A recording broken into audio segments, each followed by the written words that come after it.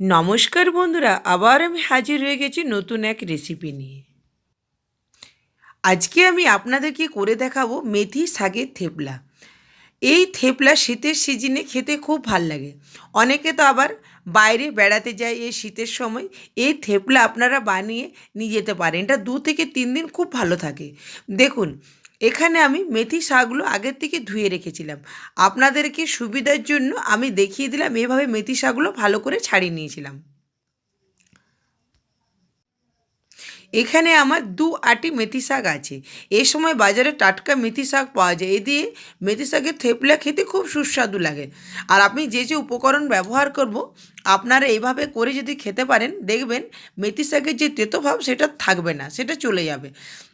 এরপর মেথি শাকগুলো আমি ভালো করে ছোটো ছোটো টুকরো করে কেটে নিচ্ছি।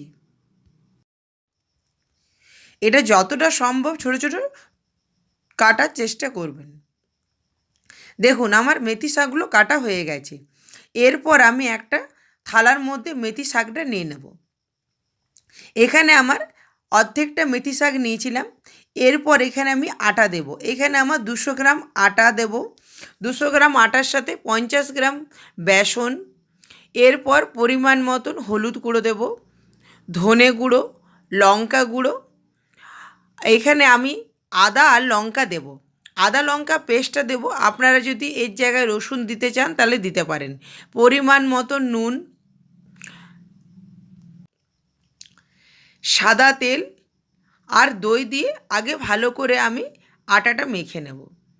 এখানে একবারে অনেকটা জল দেব না, কারণ মেথি শাকের যে জলটা আছে সেই দিয়ে আগে আটাটা আমি ভালো করে মেখে নেব। মেথি শাকের থেপলা খেতে খুব সুস্বাদু লাগে। আপনারা একবার হলেও এই সিজনে বানিয়ে দেখতে পারেন। দেখুন, এভাবে ভালো করে আমি আটাটা মেখে নিচ্ছি। বন্ধুরা, আমার রেসিপি আপনাদের ভালো লাগলে প্লিজ আমার চ্যানেলটাকে লাইক আর সাবস্ক্রাইব করে দেবেন। দেখুন, এরপর আমি অল্প অল্প জল দিয়ে ভালো করে ডোটা মেখে নিচ্ছি।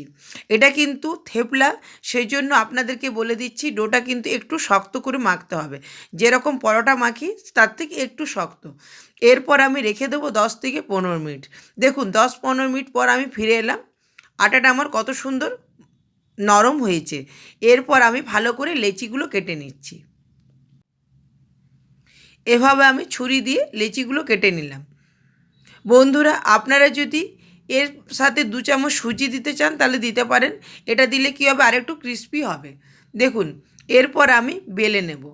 মেথি শাকের থেপলা আপনাদেরকে বলে দিচ্ছি, এটা কিন্তু পরোটার মতন হবে না, এটা কিন্তু একটু পাতলা হয়।